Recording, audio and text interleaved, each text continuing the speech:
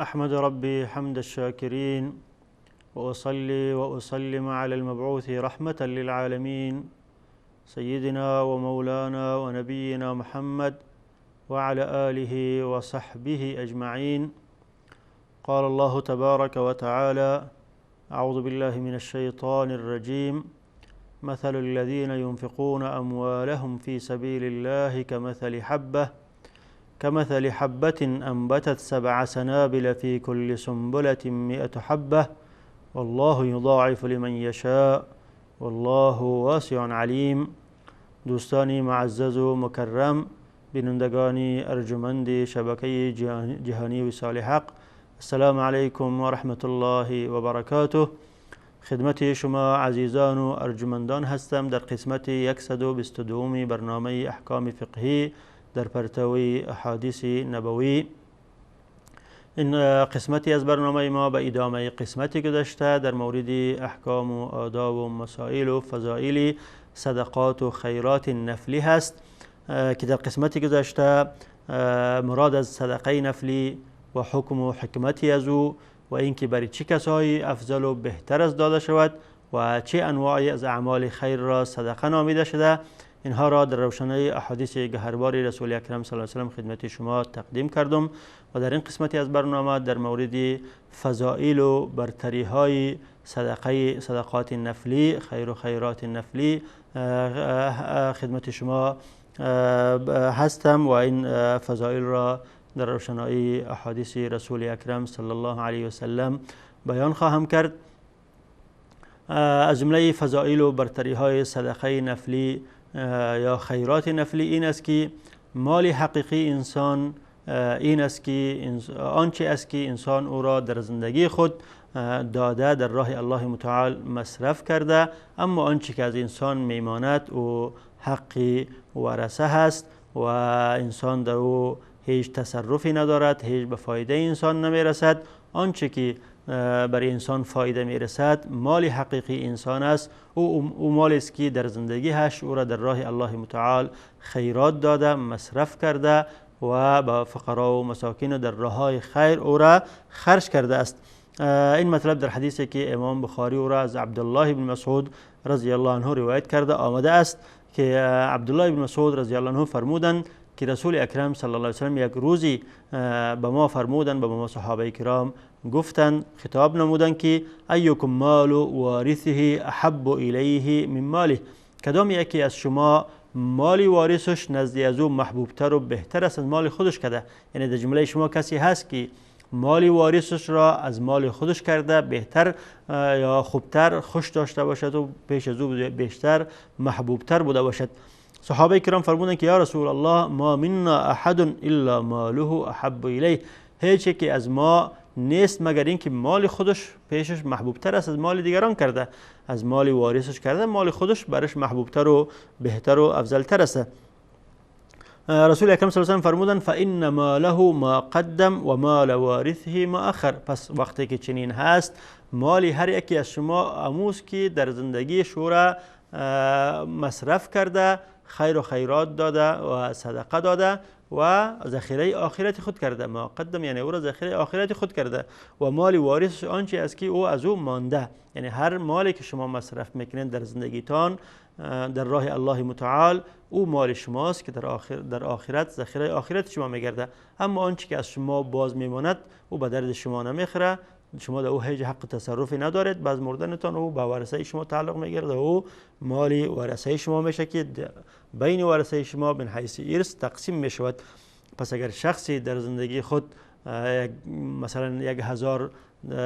دینار و درهم دارد، ریال و افغانی دارد،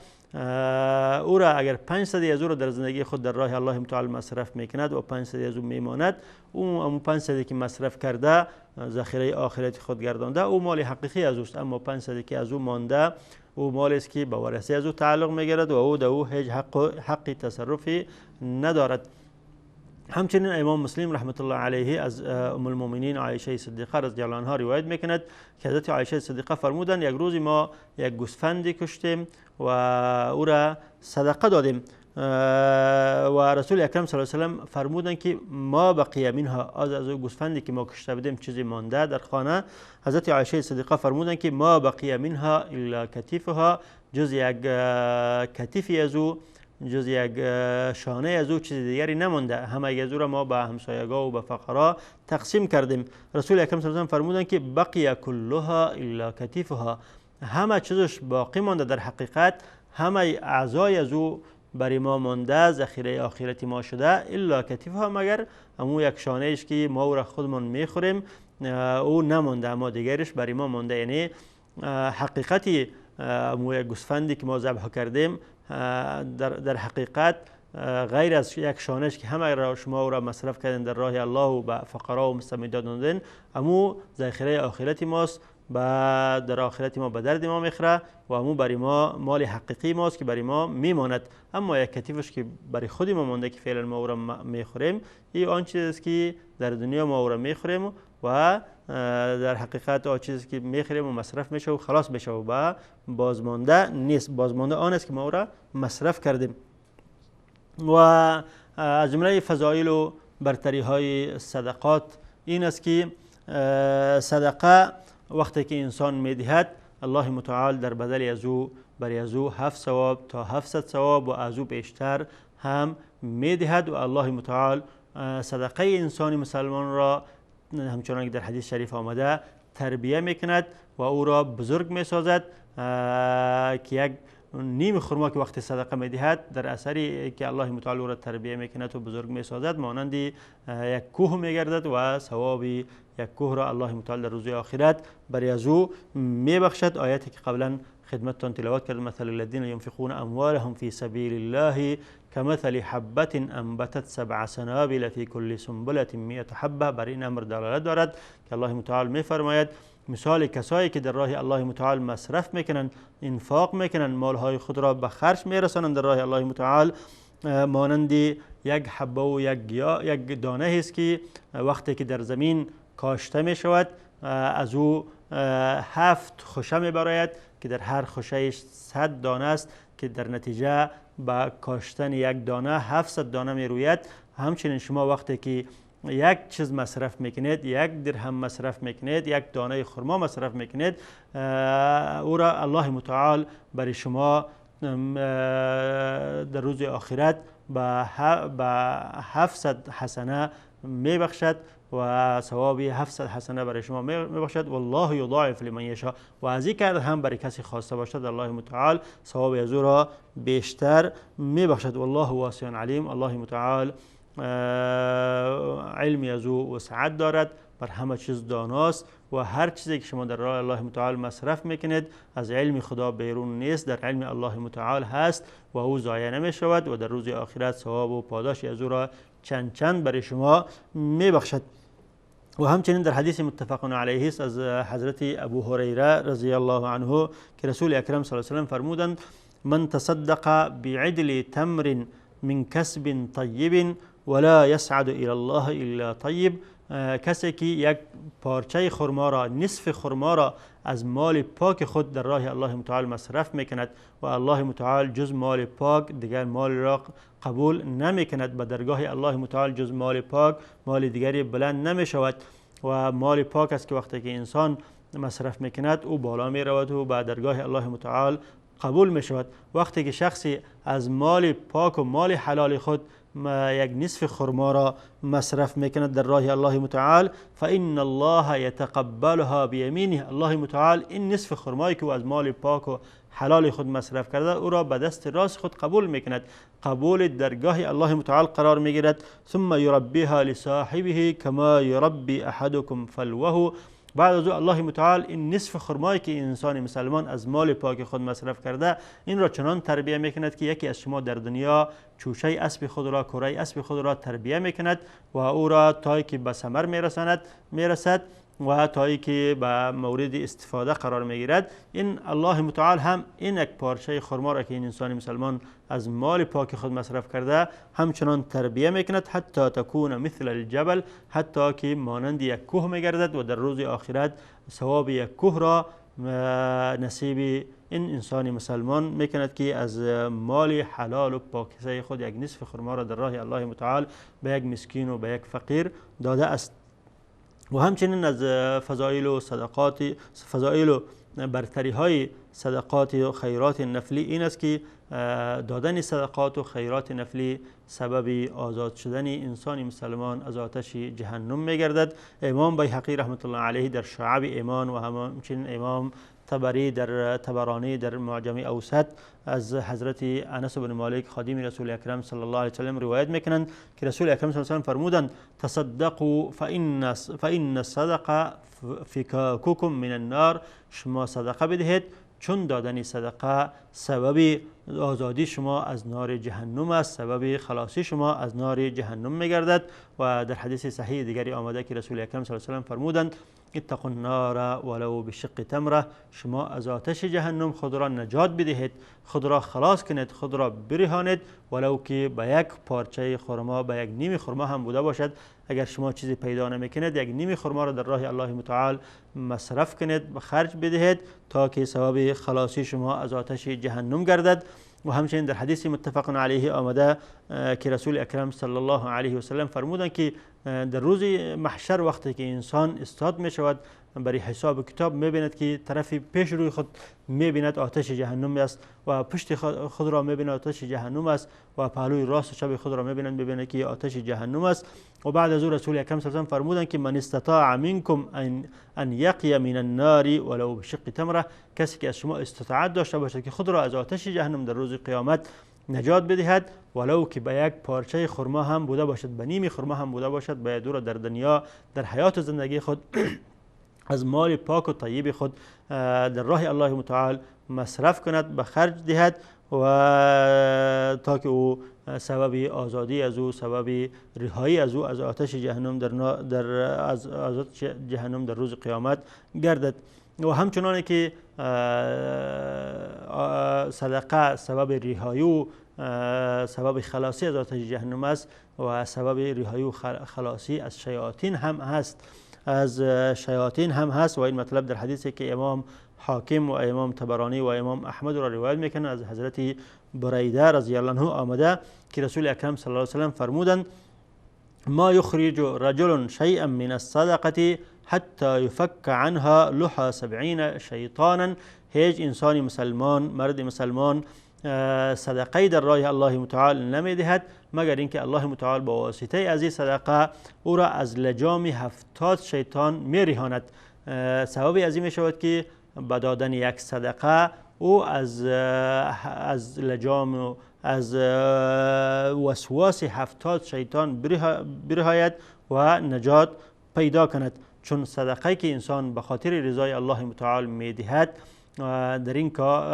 از یک طرف نفس انسان چون به بخل و به حب مال جبلت دارد و از طرف دیگر شیطان هم او را وسواس میکند و او را به این وادار میسازد که اگر این مال را دادی تو خودت فقیر میشی، مال اولادها و خانم و زن تو به نفقه میمانند. و وقتی که این وسواس شیطان از خود دور میکند و این جبلتی یا این اخلاقی بخل و حب مال را از خود دور میکند و این مال را در راه الله متعال مصرف میکند، این دلالت به این میکند که این شخص طلبگار رضای الله متعال است و این شخص در راه دین مستقیم هست و نیتی خالص و نیک دارد و این شخص به خاطر این کار را کرده که تا که شیطان را زبون بسازد و به گفته شیطان عمل نکند. همچنین صدقه، دادن صدقه، کسی که صدقه میدهد دادن صدقه سبب از این می شود که در روز قیامت الله متعال او را در سایه عرش خود قرار دهد. روزی که سخت‌ترین روز است، روزی که یک مانند 50 سال است، روزی که آفتاب به اندازه یک نیزه پایان می شود، روزی که انسان را به قدر عملش عرق میگیرد، کسی را تا زانوش، کسی را تا دهنش، کسی را تا نافش عرق میگیرد. در این روز سخت الله متعال چندین کس را در زیر سایه عرش خود قرار میده که از جمله آنها یکی کسی است که صدقه خفیه میدهد، خیر و خیرات را پت میدهد و ریاکاری نمیکند و فقط به خاطر رضای الله متعال این کار را میکند. حدیثی که متفق علیه است از حضرت ابو هریره رضی الله عنه که رسول اکرم صلی الله علیه و فرمودند: سبعة یظلهم الله فی ظله یوم لا ظل الا ظله. در روز قیامت، روزی که هیچ سایه نیست و آفتاب به اندازه یک نزیه پایان می شود، در روزی سخت و دشوار است، در اون روز الله متعال 7 شخص را در سایه رحمت خود قرار می دهد، در سایه عرش خود قرار می دهد. فی ظله مراد از او سایه عرش است، همچنان که در بعضی روایت ها تصریح آمده، و یا اینکه مراد از در سایه قرار دادن در جوار و در رحمت خود قرار می دهد. الله متعال این را در جوار رحمت خود و در حمایت خود این 7 شخص را قرار می دهد و رسول اکرم صلی الله علیه و در این حدیث این 7 شخص را بیان کرده که یکی امام عادل است و یکی جوان است که در عبادت الله متعال جوانی خود را گذرانیده و یکی هم مرد است که همیشه قلبش متعلق و بسته به مسجد است، فکر از چه وقت اذان داده می شود که به طرف مسجد برود. و دیگر 2 شخصی که همیشه به خاطر رضای الله متعال دوستی کردن، جدا شدن یک جای شدنشون فقط بر خاطر رضای الله متعال بوده. و 5م شخصی که خانمی صاحب مال و صاحب منصب و صاحب جمال او را به کار فاحشه دعوت میکند، اما او میگه که ما از الله میترسم و مانند یوسفوار او را جواب میدهد. و 6م کسی که در خلاه و در جای پنهان یاد الله را میکند، نماز میخواند، تلاوت قرآن میکند، از ترس الله متعال، از شوق جنت و از شوق رضای الله متعال چشمان از او پر آب میشود، اشک از او میرزد. اینها کسایی است که در روز قیامت در سایه عرش خداوند میباشند. و 7م رسول اکرم صلی الله علیه و فرمودند که و رجل تصدق بصدقه فاخفاها حتى لا تعلم شماله ما تنفق یمینه. 7م کسی که در روز قیامت در سایه عرش خداوند یا در حمایت و در جوار الله متعال میباشد، مرد است که صدقه بدهد و صدقه خود را به گونه خفیه بدهد که دست راستش وقتی میدهد دست چپش از او خبر نشود. الله متعال توفیق برای ما و شما نصیب کند و بعد از این یک برنامه کوتاه فضایل دیگری از فضایل صدقات نفلی را در روشنای احادیث گهرباری رسول اکرم صلی الله علیه و خدمت شما تقدیم خواهم کرد. با ما باشید. دعای غذا خوردن.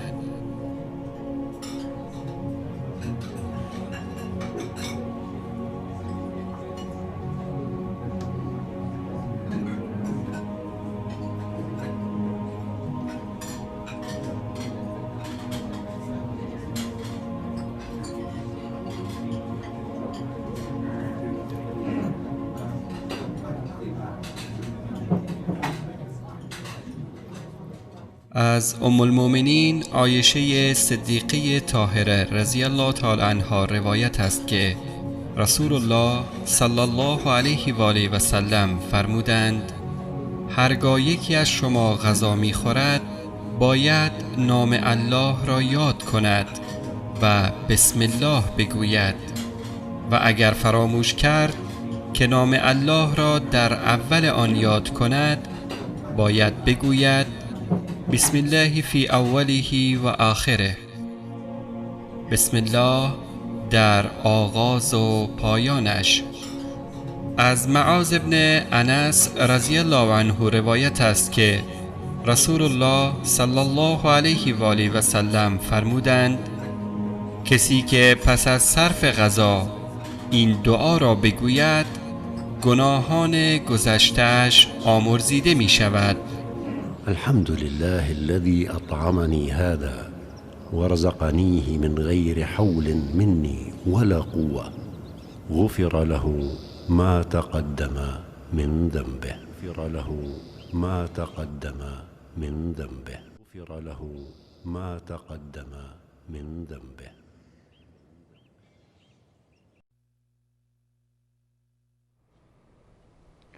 بسم الله الرحمن الرحیم. با عرض سلام و احترامات مجدد خدمت شما عزیزان هستم. حدیث حضرت ابو هریره رضی الله عنه که متفق علیه بود و دلالت کننده بر این بود که در روز قیامت الله متعال 7 شخص را در سایه عرش خود یا در حمایت و جوار خود قرار می دهد که از جمله آنها یکی کسی بود که صدقه خفیه بدهد به گونه ای که وقتی که به دست راستش بدهد دست چپی از او خبر نشود. این حدیث اول علاوه بر اینکه دلالت کننده بر فضیلت صدقه هست، دلالت بر فضیلت صدقه خفیه میکند که انسان کوشش کند که صدقه خود را خفیه و پنهان بدهد و دو هیچ شبهه از ریا نبوده باشد و خالص و مخلص به الله متعال بوده باشد. الا اینکه علما گفتند که اگر در صورتی که دادن صدقه ثوابی از به گونه ظاهر و جهری ثوابی از این می شود که بعضیا تشویق می شوند و بعضیا ترغیب می شوند به دادن صدقه و این شخص در دلش هیچ نوع ریا و خودنمایی نیست، در او وقت میتواند که این شخص صدقه خود را ظاهر بدهد و آشکارا بدهد و او را پنهان نکند. همچنانه که الله متعال میفرماید ان تبدوا الصدقات فنعم ما هی و این تخفوها و تؤتها الفقراء فهو خیر لكم. اگر شما صدقات خود را ظاهر و آشکار میکنید این اشکالی ندارد، این کار خوب هست در صورتی که برای تشویق و ترغیب دیگران باشد و با کردن این کار دیگران تشویق و ترغیب شوند و آنها هم به شما اقتدا کنند و صدقه بدهند. و این تخفوها و تؤتها الفقراء فهو خیر لكم. اگر این صدقه را شما پنهان کردید و به شکل پنهانی به فقرا دادید و این کار برای شما خیر و بهتر است. و در این حدیث 7 شخص آمده که رسول اکرم صلی الله علیه و آله فرمودند که در سایه عرش رحمان می باشند در روز قیامت و علما گفتند که این برای انحصار نیست، چون در احادیث دیگری خصلت‌های دیگری هم آمده که اون خصلت‌ها را اگر کسی انجام بدهد رسول اکرم صلی الله علیه و آله فرمودند که اون شخص هم در سایه عرش خداوند می باشد یا در جوار و در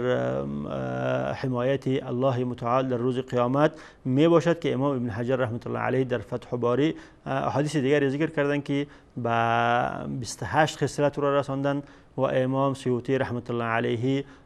هم او را به 70 خصلت رساندن که کسی که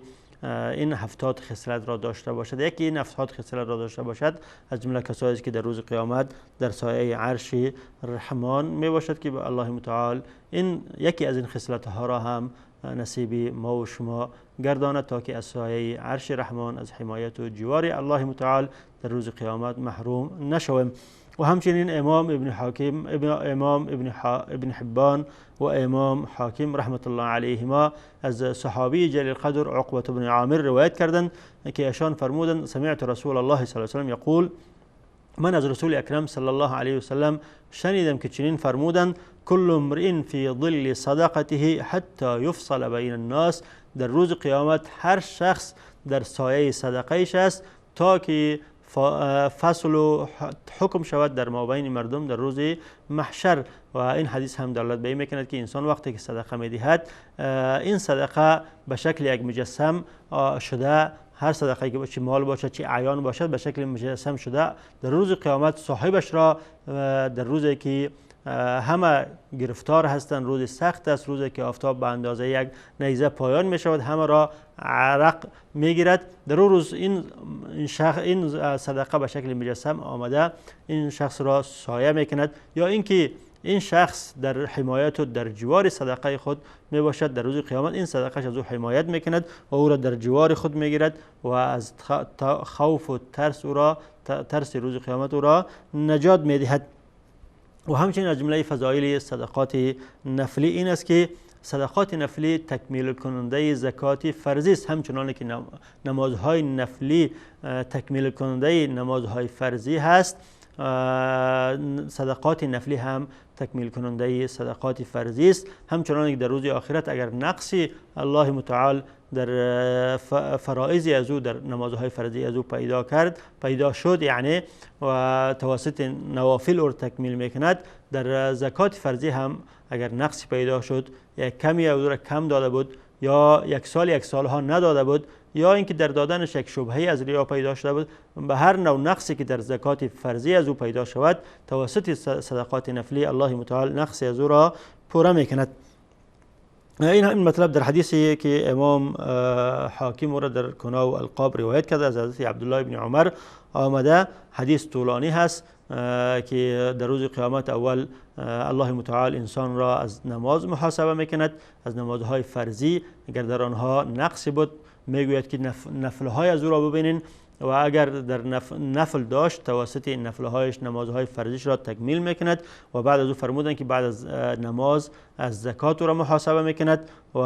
وقتی که از زکات محاسبه کرد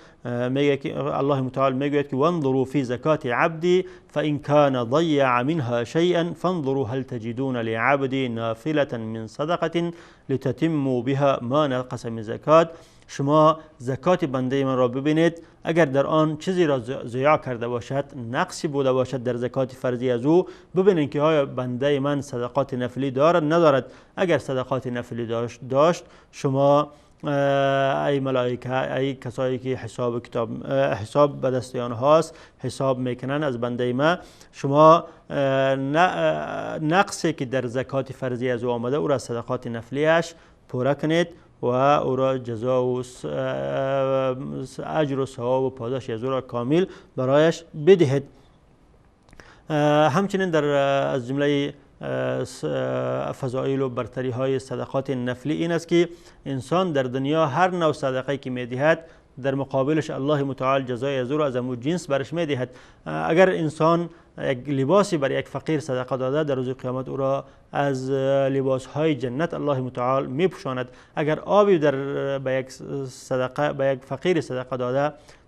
در روز قیامت الله متعال او را از رحیق المختوم از شراب های جنت می نوشاند. و اگر نانی بر یک فقیر صدقه داده، در روز قیامت الله متعال او را از میوه های جنت سیر میکند. این مطلب در حدیثی که امام ابو داود و از ابو سعید خدری رضی الله عنه روایت میکنه آمده که رسول اکرم صلی الله علیه و سلم فرمودند ایما مسلم کسا مسلما ثوبا عن عرا کساه الله من خضر الجنه. هر مسلمانی که مسلمان دیگری را در دنیا، مسلمانی که لباس نداشته، ناتوان بوده که برای خود لباس بخره، در دنیا برای از او لباس میخره، لباس میدهد و او را میپوشاند. الله متعال او را از لباسهای سبز جنت در روز آخرت میپوشاند. و ایما مسلم اطعم مسلما على جوع اطعمه الله من ثمار الجنه. و هر مسلمانی که مسلمان دیگری را در دنیا، مسلمان گشنه‌ای را در دنیا سیر بکند، الله متعال در روز آخرت از میوه های جنت او را سیر میکند. و ایما مسلم سقى مسلما على ظمأ سقاه الله من الرحیق المختوم. و هر مسلمانی که مسلمان دیگری را در دنیا، مسلمان تشنه دیگری را در دنیا سیراب کند، در روز آخرت از رحیق المختوم، از شرابهای سربسته، شرابهایی که هیچ شبهه‌ای در اونها نیست، شرابهایی که هیچ خالص هستند، از اون شرابها الله متعال او را می نوشاند و سیراب میکند. و جمله فضایل صدقات نفلی این هم است که سبب بخشش گناه ها می شود. امام ترمذی و امام احمد رحمت الله علیه از معاذ بن جبل رضی الله عنه روایت میکنند که رسول اکرم صلی الله علیه وسلم فرمودند الصدقه تطفئ الخطیئه کما یطفئ الماء النار. صدقات گناه ها را چنان محو میکند، گناه های صغیره را چنین محو نابود میکند، همچنانه که آب آتش را نابود میکنه. وقتی در بالای آتش آبی انداخته شود، آتش از بین میرود. وقتی که انسان صدقات نفلی میدهد، این صدقات، این گناه های صغیره از او را که انسان مسلمان همیشه او را مرتکب میشود در زندگی خود، او را از بین میبرد. و همچنین صدقات سبب عظیم می شود که انسان از غضب پروردگار نجات بیابد و سبب عظیم می شود که انسان از مرگ بد، از مرگ سوء خاتمه نجات بیابد. همچنانه که امام ترمذی رحمت الله علیه روایت کرده که رسول اکرم صلی الله علیه و سلم فرمودند الصدقه تطفئ غضب الرب و تدفع میتة السوء. صدقه غضب پروردگار را از انسان دور میکند. چیزهایی که سبب غضب پروردگار می شود او را صدقه سبب از این می شود که الله متعال پروردگارش بر بالای از او غضب نکند و همچنین از سوء خاتمه را از انسان مسلمان دور می کند. و امام طبرانی در اوسط روایت کرده که رسول اکرم صلی الله علیه و سلم فرمودند صنائع المعروف تقی مصارع السوء کارهای خوب از درگیری ها و کشمکش ها و زد و خورده های بد انسان را نجات می دهد. وقتی که انسان در یک جای بد گیر می آید، وقتی کارهای خوب کرده باشد، این کارهای خوب او را از این گیرهای بد نجات می دهد. و صدقه خفیا تطفئ غضب الرب، و صدقه که انسان پنهان می دهد از غضب پروردگار او را نجات می دهد و غضب پروردگار را از او دور می کند. و صله الرحم تزید فی العمر، و صله رحم در عمر انسان می افزاید، عمر انسان را زیاد می کند، در عمر انسان برکت می اندازد. و همچنین فضیلت دیگری از فضایل صدقه این است که صدقه مال انسان را کم نمی کند بلکه زیاد می کند، در مال انسان برکت می اندازد. و کسی که از مالی که الله متعال برای او داده صدقات نمی دهد، در مال از او برکت از مالش دور می شود و در مالش مصیبتی در مال از او می رسد که مالش از بین می رود. و دادن صدقه علاوه بر اینکه در مال برکت می افتد، مال را زیاد می کند، مال انسان را از مصائب و از چیزهای دنیا، از مصائب دنیا دور می کند و سبب از این می شود که مصیبتی در مال از او نرسد. رسول اکرم صلی الله علیه و سلم فرمودند در حدیثی که امام مسلم را روایت می کند: ما من یوم یصبح العباد فیه الا و ملکان ینزلان. هر صبح وقتی که می شود 2 ملائکه به آسمان دنیا پایان می شود و یکی از آنها می گوید که اللهم اعطی منفقا خلفا، ای بار الها، هر کی که مال خود را در راه الله متعال مصرف می کند عوضی از او را برای از او تو بده و مال از او را زیاد کن. و یقول الاخر اللهم اعطی ممسکا تلفا، و ملائکه دیگر میگوید که هر کسی که امساک میکند مال خود را در راه الله متعال مصرف نمیکند و انسان بخیل و شحیح است، برای از او تلف بده و مال از او را، برکت را از مال از او دور کن و در مال از او مصیبتی بیار که مال از او تلف شود و از بین برود.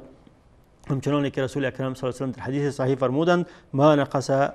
نقصت صدقه من مال، هیچگاه صدقه از مال کم نکرده. صدقه که انسان میدهد و هیچ وقت از مال انسان چیزی را کم نمیکنه، بلکه در مال انسان برکت میاندازد و مال انسان را علاوه و زیاد میکند. و این مطلب را الله متعال در آیه 39 سوره توبه چنین بیان کردند که و ما انفقتم من شیء فهو یخلفه و هو خیر الرازقین. شما هر آنچه که مصرف میکنید الله متعال عوضی از او را برای شما میدهد، هم در دنیا و هم در آخرت، و الله متعال بهترین روزی دهندگان است. الله متعال برای ما و شما توفیق عمل نصیب کند. و در اینجا وقتی برنامه ما به پایان رسیده. ادامه این مطلب را، احکام و آداب و مسائل صدقات نفلی را در قسمت آینده برای شما در روشنی احادیث گهربار رسول اکرم صلی الله علیه و سلم بیان خواهم کرد. تا به او وقت الله حافظ و نگهبانتان. و السلام علیکم و رحمت الله و برکاته.